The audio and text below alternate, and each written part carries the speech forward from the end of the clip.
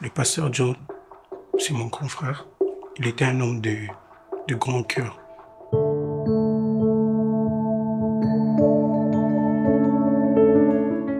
Il y a cette phrase qui me monte à cœur. Il m'a dit souvent ayons l'habitude de nous investir dans les gens car c'est très important. Une chose que j'ai retenue du pasteur John, c'est que c'était un homme très attentionné. Et aussi, il était optimiste. Il voyait toujours le bon côté des choses. Il avait un grand cœur, il était très gentil et très compréhensif. Et dans notre famille, nous sommes nés au nombre de 12 et il était l'aîné de la famille. Et il nous aimait tous. Tous. Parce qu'il nous a laissé 11. Il nous aimait tous, il nous conseillait, et il nous éduquait lorsque les parents n'étaient pas là. Et il voulait toujours qu'on soit intelligent, qu'on puisse le surpasser, et qu'on puisse s'aimer entre nous. Il était comme un père pour nous. Et je suis venu ici à Chypre, c'est grâce à lui. Parce qu'il est rentré au pays pour les vacances. Il n'a pas voulu que je puisse rester au pays. Il a voulu m'amener ici en Chypre. Et je l'aimais vraiment beaucoup, mon grand frère.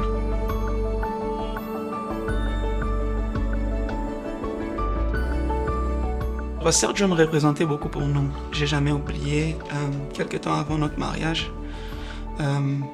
on était en train de préparer le mariage. Il était tellement investi pour notre mariage, pour la réussite de notre mariage. Il m'a dit, apôtre, je serai là à 100%.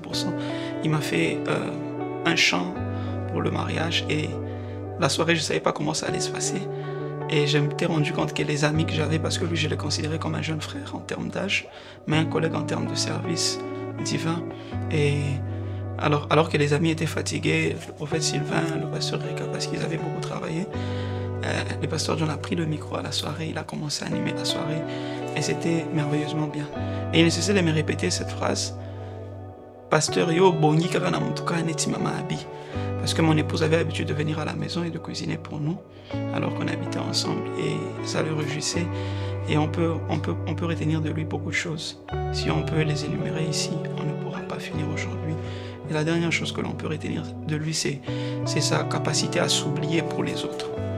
Je l'ai vu les faire à plusieurs reprises. Il pouvait sortir, il n'a pas assez d'argent. Je savais, mais j'essayais même de les tester pour dire, essaye d'avoir de payer pour moi ça. Quand tu vas rentrer, je vais te remettre ton argent. Il va le faire et quand il rentre, il ne demande rien en retour, il ne demande pas l'argent. Et il était là pour les autres, particulièrement pour moi et pour mon épouse. La toute dernière phrase qu'il m'a dite dans notre dernière conversation, c'est, il a dit en lingala, ne prive pas de ton enfant du talent que Dieu a investi en lui. S'il est appelé à jouer au foot, laisse-le jouer au foot. La première, c'est qu'il aimait Dieu. À 2 reprises, je me rappelle 2 réveillons, il a conduit la louange étant malade. Et une fois, c'était avant que la Covid ne frappe. Et l'autre fois, c'était son dernier réveillon. Et il avait un amour sincère et vrai pour Dieu. Je peux dire bulldozer. J'ai vu plusieurs personnes écrire ça, bulldozer, l'énergie qu'il dégageait, la personne qui était en train d'imprégner avec l'énergie, la force avec laquelle il travaillait. Un homme fort, parce qu'il était fort dans toutes les situations par lesquelles il pouvait passer. Même si la vie n'était pas rose, même si les choses n'étaient pas linéaires, n'étaient pas toujours des montagnes, mais il était fort dans toutes les situations et dans toutes les circonstances, quels que soient les temps, quelles que soient les saisons. La deuxième des choses que je retiens de lui, c'est qu'il savait vivre avec les gens. Et je peux aussi dire rêveur, dans le sens où il rêvait grand. Il se permettait de rêver grand. Il nous permettait aussi de rêver grand. Il nous permettait d'avoir des très grands rêves. Il ne se limitait pas à voir ce que la réalité lui présentait, mais il savait que le futur réservait des très grandes choses pour lui et son entourage, et il était là pour encourager ceux qui étaient autour de lui, moi personnellement, à rêver grand. Et deuxièmement, je dirais passionné. Passionné parce que il faisait avec vigueur tout ce qu'il voulait faire et il était passionné de tout ce qu'il touchait et de tout ce qu'il entreprenait. Je peux dire drôle, funny, toujours drôle, à taquiner, à être là afin de remonter même le moral de certaines personnes par des petites blagues Et ça le caractérisait. La troisième des choses, c'était presque les grands frères de tout le monde. Les nombres de fois où on a eu à s'asseoir, à parler sérieusement sur certains sujets délicats de la vie, je ne saurais les compter. Une personne très puissante dans sa manière de faire, dans sa manière même de parler. On sent qu'il avait cette autorité-là quand il parle, et même quand il faisait certaines choses, que ce soit à l'église et partout, il avait cette puissance qui l'accompagnait, la puissance de Dieu, aussi la puissance dans la manière de parler. Donc c'est les 4 mots que j'utilise pour les décrire: bulldozer, rêveur, drôle, aussi puissant. Et la quatrième et dernière des choses, c'était sa joie de vivre. Plusieurs fois, je l'ai vu oublier ses problèmes, mais être là pour les autres, les faire sourire, alors que lui-même avait de quoi ne pas être joyeux. Mais il avait cette joie de vivre qui attirait les gens vers lui. Pasteur John, c'était un taquin. J'ai rencontré les serviteurs de Dieu, mais lui, c'était vraiment un taquin. J'ai jamais rencontré les serviteurs de Dieu taquins comme lui. Il avait la capacité, la facilité de taquiner tout le monde. J'ai habité avec lui. Toutes les personnes étaient victimes. Bon, je suppose que j'étais la seule personne épargnée parce que peut-être qu'il se disait à cause de l'âge, mais personne n'était épargné à la maison. Toutes les personnes avec lesquelles il habitait étaient des victimes. Il taquinait tout le monde.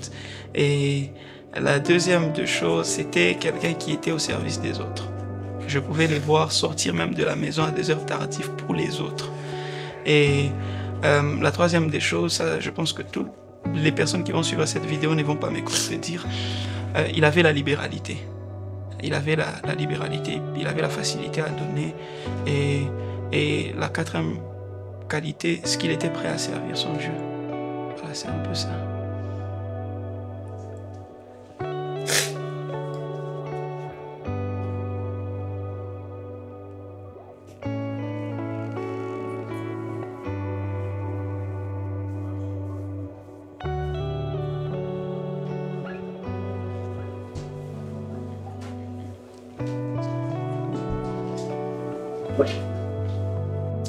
Et une chose qui nous a le plus marqué dans la maison quand on vivait avec lui, il se démêlait toujours, peu importe l'heure, peu importe le temps, peu importe les circonstances. Pour qu'on ne manque de rien, il faisait tout son possible pour que nous soyons joyeuses dans la maison. Je me rappelle bien encore à chaque fois qu'on rentrait du culte, parce qu'il faisait tellement tard qu'on ne trouvait pas quelque chose à manger aussi rapidement. On avait l'habitude de manger des spaghettis et etc. Et on se disait que même si on devient qui et on arrive où, on aura toujours des moments où on préparera des spaghettis comme ça et on mangera. En souvenir de ces temps qu'on a passés ensemble. Je suis arrivé sur l'île du Chypre depuis 2017 par la grâce du Seigneur. Alors quand il est arrivé sur l'île en 2017, quelques temps après, nous avions découvert un jeune homme qui était arrivé sur l'île et lancé des tailles, qui était très discret dans ce qu'il faisait et nous ne savions pas qu'il chantait. Et quelque temps après, nous avions découvert qu'il avait la grâce de chanter. Et après, il y a des bien-aimés qui l'ont accueilli à la chorale, qui lui ont demandé de servir Dieu avec la chorale de l'église Rehoboth Church. C'est vrai que déjà de base, il n'était pas partant à l'idée de joindre la chorale, mais au fil du temps, alors qu'on faisait pression, finalement, il avait décidé d'adhérer à la chorale. Et on a découvert que c'était quelqu'un qui chantait et qui chantait merveilleusement bien. Et par la suite du temps, on a aussi découvert qu'il avait la capacité d'interpréter. Et très rapidement, le pasteur de l'église, le visionnaire bien évidemment, pasteur Samuel Marigane, il a adhéré à l'équipe des interprètes afin de faciliter le culte aux anglophones. Et par la suite du temps, il a commencé à monter en échelon. Ça veut dire qu'il avait très rapidement quitté le fait qu'il était simplement un choriste à devenir un responsable, un assistant à la chorale. Et après cela, au fil du temps, il est devenu président de la chorale. Et par la grâce de Dieu, la structure de l'église a changé en termes administratifs, le visionnaire a décidé que nous puissions travailler avec des serviteurs de Dieu, de personnes dans lesquelles il avait découvert des grâces particulières et qui pouvaient nous être utiles dans l'œuvre du Seigneur. Et le pasteur John faisait aussi partie de cette équipe-là. Alors, très rapidement, on les a consacrés comme ministres de Dieu dans le service. Alors que le visionnaire s'est déplacé, il nous a donné la responsabilité de continuer avec l'église, nous les autres pasteurs, qui étions autrefois des assistants au pasteur, et après il nous a donné la tâche de consacrer des pasteurs, parce que l'église de Chypre est tellement cyclique que les gens partaient, d'autres venaient, alors l'œuvre du Seigneur devait continuer.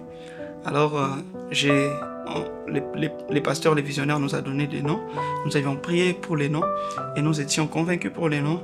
Nous sommes retournés auprès du visionnaire pour lui dire, voilà, nous sommes convaincus de tel nom, de tel nom. Il a dit, bien évidemment, j'avais aussi ces noms-là. Et dans cette liste-là des personnes, il y avait aussi les noms du pasteur John, qui autrefois était appelé frère John, pour certains, et pour d'autres président John. Alors, j'ai jamais oublié, il habitait du côté Piabella. Vers cette période-là, je suis allé, je l'ai vu, je lui ai dit, mon frère, écoute, il y a ça. Il m'a répondu clairement, je ne crois pas que c'est le temps pour moi. Je ne sais pas comment m'y prendre, je sais que j'ai l'appel de Dieu pour servir Dieu dans le ministère ecclésiastique, mais exercer la fonction pastorale en ces temps, je ne crois pas. Je lui ai dit, tiens bon, on va prier, je vais prier pour toi, et toi-même sois en prière. Après quelques temps encore, je suis allé encore le revoir pour lui dire, écoute, je suis convaincu que tu dois conduire le peuple de Dieu ensemble avec nous en tant que pasteur, en tant que berger, et moi je suis convaincu. Il m'a dit, je n'ai pas reçu une vision ou une directive claire de la part du Seigneur, mais j'ai la conviction en tout cas que ce que vous allez me dire, c'est ce que je serai en train de suivre, parce que c'est ce que l'Éternel avait déposé dans mon cœur. Alors je lui ai dit, alors, dans ce cas, comme tu es convaincu de paroles que je suis en train de te dire, voilà, on va te retenir parmi les personnes qu'on sera en train de consacrer à la pastorale.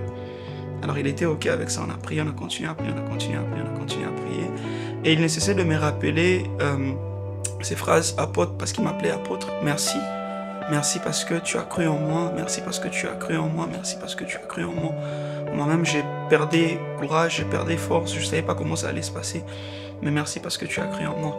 Et ce n'était pas facile pour moi et pour lui, parce que pour lui beaucoup plus, parce que il devait maintenant s'habituer aux nouvelles responsabilités entre les lignes de la chorale, du président, du ministre et du pasteur. Il devait quand même trouver l'équilibre entre toutes ces lignes-là, surtout pour la communauté chrétienne, en particulier la communauté de l'église Rehoboth Church. Alors, au fil du temps, les gens ont vite compris qu'il avait la grâce de Dieu, qu'il avait l'appel de Dieu pour le service de Dieu. Et nous avions servi avec lui. Il était tellement flexible. Je pouvais l'appeler à n'importe quelle heure pour lui dire, écoute, mon gars, demain, tu dois prêcher. Et il y a des temps, il pouvait dire, non, c'est difficile, c'est compliqué, vous voyez, c'est le vendredi, me préparer, ça sera compliqué. Mais après, il pouvait me revenir pour me dire, j'ai une mission sur la terre, j'ai une responsabilité, j'ai une tâche, je vais prêcher par la grâce du Seigneur. Il était tellement flexible à servir le Seigneur, et il était là, il n'attendait pas qu'on lui dise quoi faire, il était là, il était tellement investi, et nous bénissons Dieu pour cela et surtout pour son parcours. La relation que je pouvais avoir avec lui en dehors du pastoral, c'était un frère, un ami, puis un frère, parce qu'on a commencé par l'amitié, puis après je me suis rendu compte que c'était devenu un frère et non simplement un ami. Et j'ai appris par lui et aussi par certaines personnes autour de moi, surtout aussi par lui, que la famille ne s'arrête pas simplement par le sang. Et il y a une famille qu'on se crée en dehors du sang, et c'était ma famille à Chypre. Ça fait bizarre de parler de lui dans le passé. C'était ma famille ici à Chypre. C'est une personne qui a marqué ma vie en termes de support, parce qu'il savait supporter la personne que je suis. Il savait encourager la personne que j'étais. Je peux dire en partie, même dans les prédications et même les choses que je fais, il a aussi sa graine, il a aussi investi en moi en tant qu'ami, parce que je crois que même les amis investissent dans la vie de leurs amis. Il a investi dans ma vie en tant qu'ami et il savait porter correction quand il fallait, il savait encourager quand il fallait. Et ça, c'est quelque chose qui m'a beaucoup aidé dans ma vie personnelle, dans mon ministère aussi. Et c'est vraiment ce support-là que je retiens, cet ami que je retiens et surtout ce frère d'armes, ce frère de combat et de bataille. Une prédication que je retiens de lui, ça c'était avant qu'on soit qui que ce soit.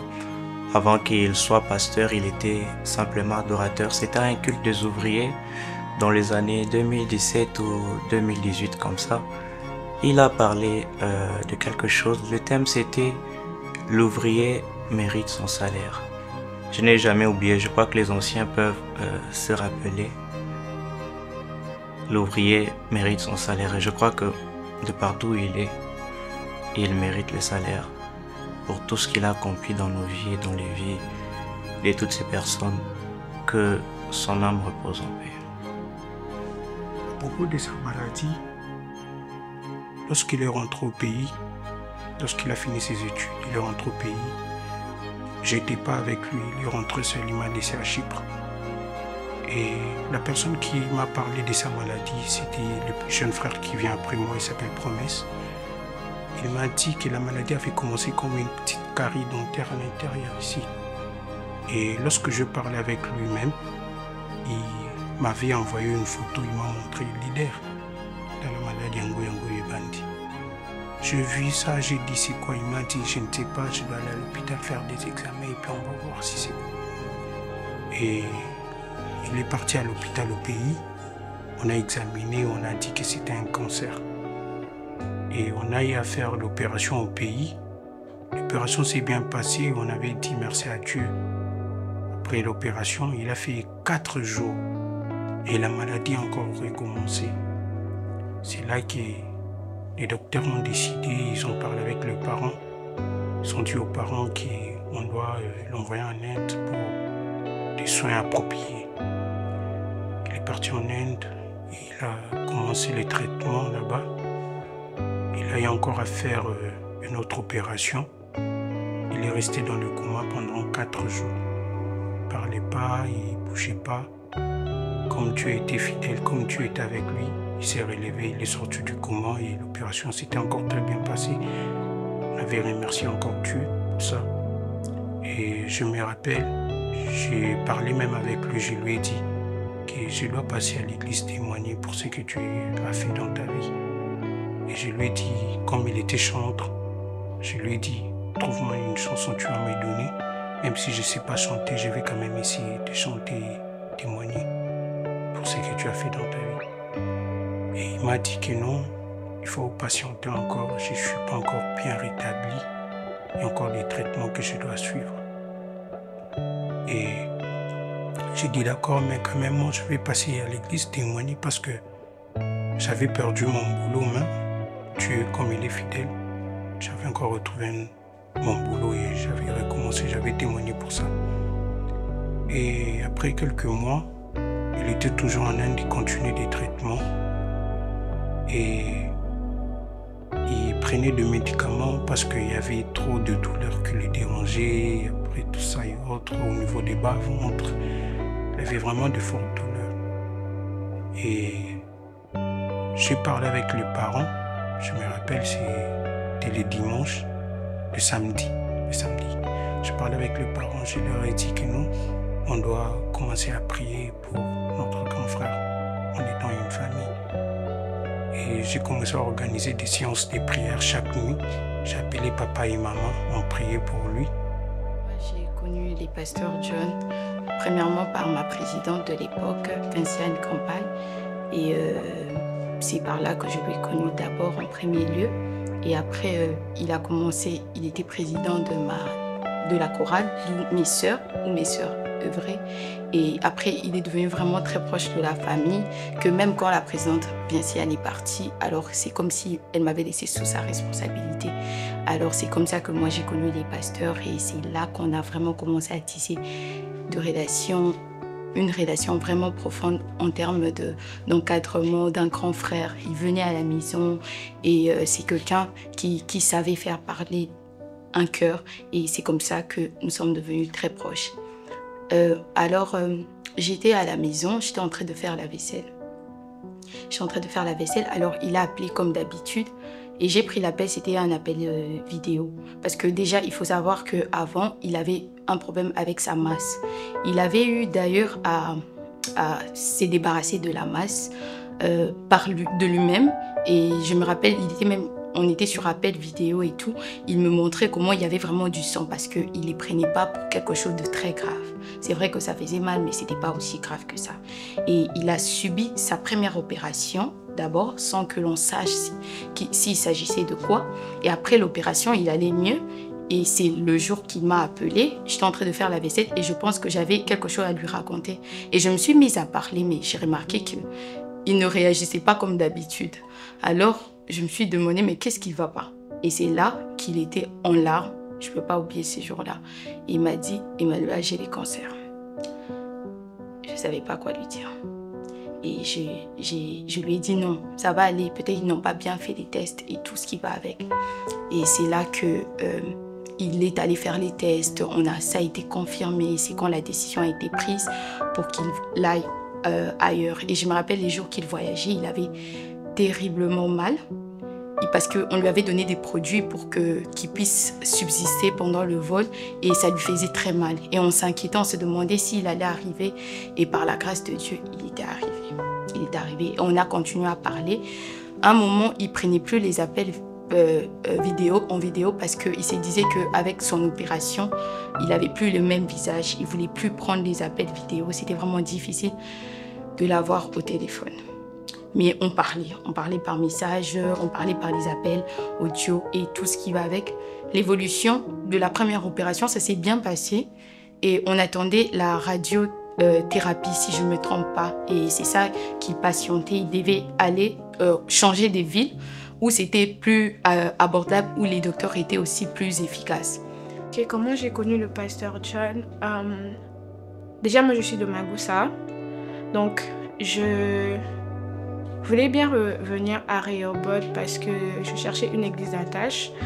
Alors, une de mes copines, sa maman lui a parlé de Rehoboth Church et c'était à Guernes. En cette époque-là, sa maman lui avait parlé de Rehoboth Church, celui de Guernes.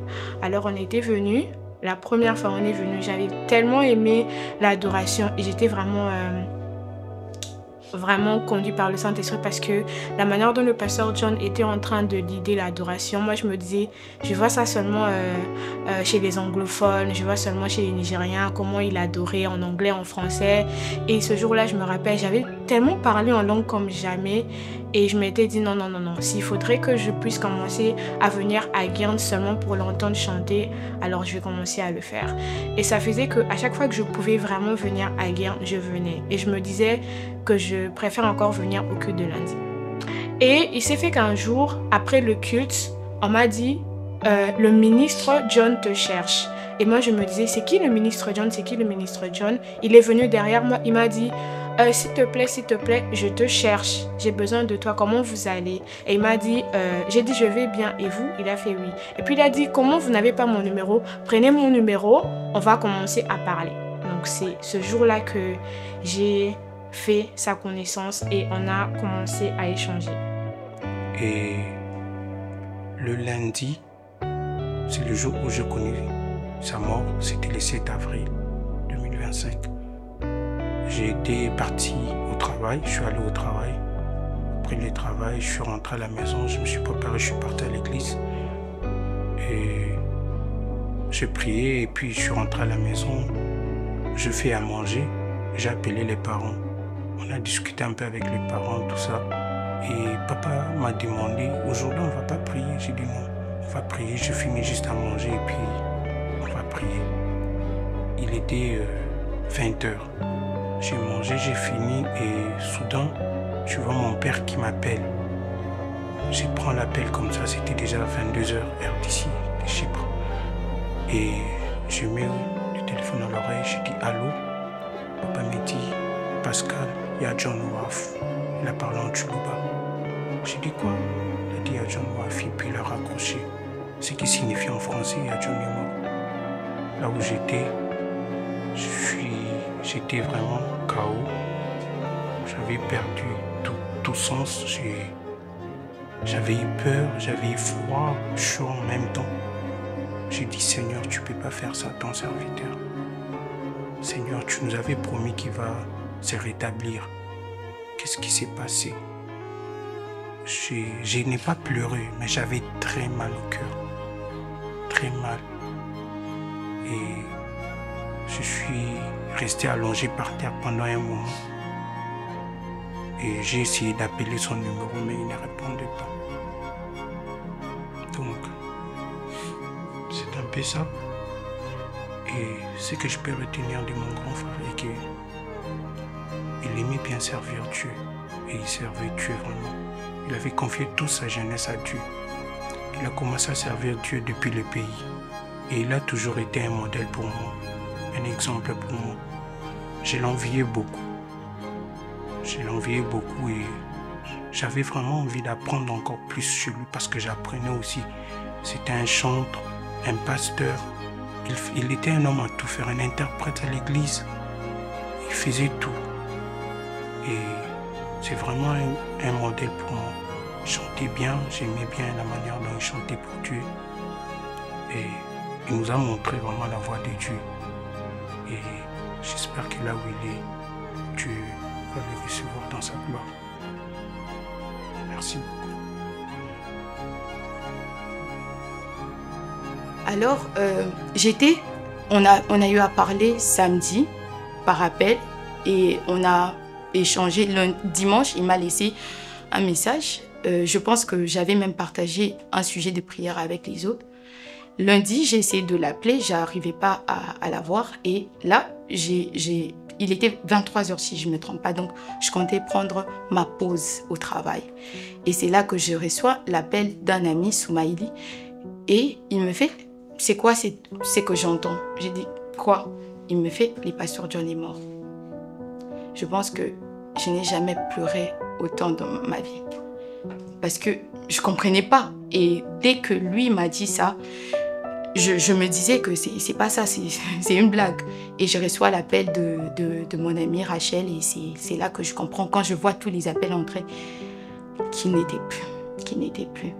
Et s'il y a une chose que je retiens de lui, je me rappelle en 2024 au début, je passais vraiment par des moments instables émotionnellement. Et c'était le seul qui avait remarqué que j'allais pas bien. Alors, il s'assurait toujours d'être avec moi, il s'assurait toujours de me tenir compagnie. Je ne voulais pas aller au cours. Il m'accompagnait au cours, il attendait que mes cours puissent se terminer pour qu'on rentre à la maison. Et c'est quelqu'un qui, quand il est rentré, ce que je retiens avec lui, c'est surtout la relation qu'il a eue avec mon père, parce que mon père est très important pour moi. Je me rappelle quand j'ai demandé à papa, qu'est-ce que tu penses du pasteur John? Il m'a dit, je vois en lui une personne à qui je peux laisser de responsabilité. Et ça montre combien il avait un témoignage partout. Il pouvait laisser son témoignage partout. Et c'est quelqu'un que je ne peux pas oublier, surtout à cause de l'opulence qu'il avait. Et je me rappelle de comment est-ce qu'il a voulu que je puisse faire partir de Pamoja.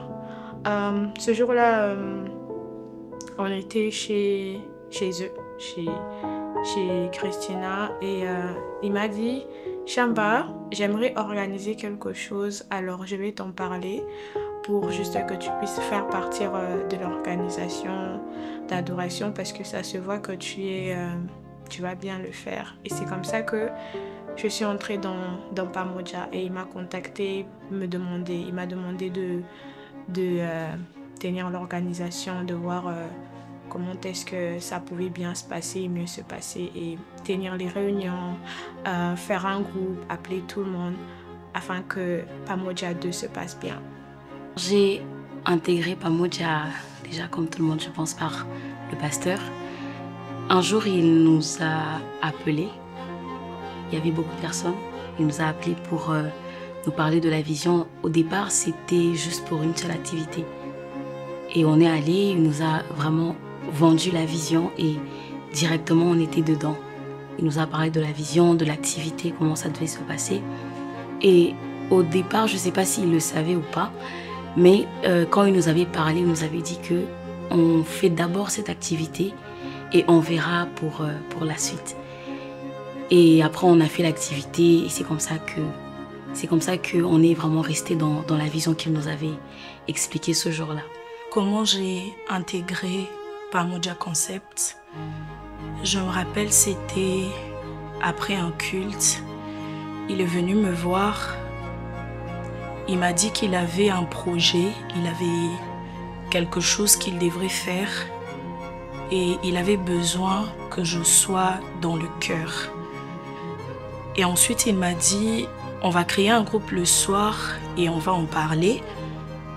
Il nous a fait part avec les autres du projet et il m'a dit, j'aimerais travailler avec toi, je crois en toi, j'aimerais que tu fasses partie de ce projet. C'est par là que j'ai commencé à travailler avec le pasteur John. Tout a commencé un jour après un culte. Le pasteur m'avait appelé à l'église et m'avait dit qu'il avait une vision qu'il voulait partager avec moi. Et le soir quand je suis rentré, il m'avait appelé, il m'avait un peu expliqué la vision de Pamoja Concept. Et on était d'accord, je pense le lendemain, ils nous avaient tous appelés pour nous retrouver dans un resto. On devait parler de tout et nous expliquer comment il prévoyait faire ses projets et comment il voulait s'y prendre en fait. C'était quelqu'un qui était toujours à l'écoute. Il pouvait venir avec une proposition, il pouvait venir avec une idée de comment il percevait la chose, mais il était toujours ouvert à toutes les propositions, à tout ce qu'on pouvait contribuer comme idée afin que les projets soient en train de réussir. C'était un dirigeant qui savait nous mettre dans le bain du travail. Alors quand on travaillait avec lui, c'était vraiment, vraiment très agréable.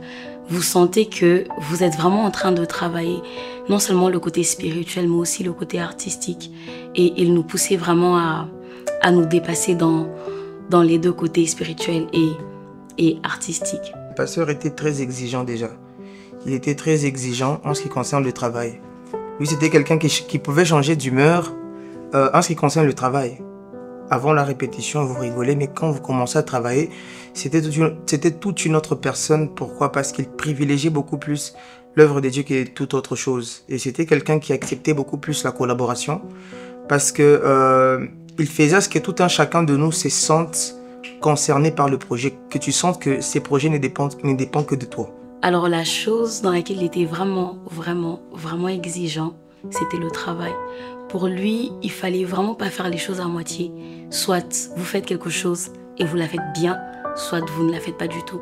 Et c'était vraiment quelqu'un qui vraiment tenait à cœur, c'est le fait que tout devait se passer vraiment bien. Il fallait vraiment être précis et parfait. La chose sur laquelle il était plus exigeant, c'était les voix. Le pasteur pouvait être très magnanime avec les instrumentistes, très patient, mais en ce qui concerne les chœurs, c'était autre chose. Il était très exigeant sur ces points, que ce soit les fausses notes, que ce soit les organes, tout ça là, il n'aimait pas. Déjà, il m'avait chargé de tout ce qui concerne les voix dans Pamoja Concept.